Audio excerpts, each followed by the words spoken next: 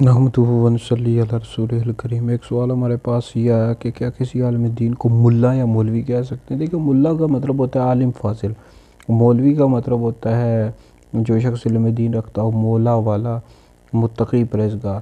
تو بہرحال یہ جو الفاظ ہیں اگرچہ یوز کر سکتے ہیں، لیکن آج کل یہ دنیاوی لوگ حسد کرتے علماء سے، اس طرح کے الفاظ بولتے ہیں، لہٰذا آج کل کے دور میں اس طرح کے الفاظ نہیں بولنے چاہیے، بلکہ علامہ صاحب، مولانا صاحب کہنا چاہیے۔ جو شخص کسی عالم دین سے اس کے علم کی وجہ سے جلتا ہے کہ وہ عالم دین ہے، تو وہ ایسا شخص پھر دار اسلام سے خارج ہو جائے گا، یہ کفر ہے۔ اور اگر ویسے ہی دنیاوی کسی خصومت کی وجہ سے جلتا ہے، حسد کرتا ہے، تو پھر ایسا شخص جو ہے نا سخت فاسق فاجر ہے۔ اور مجمع الانہر میں ہے کہ جو کسی عالم دین کو ملا یا مولویہ کہے استخفاف کی نیت سے، تو ایسا شخص دار اسلام سے خارج ہو جائے گا، یہ کفر ہے۔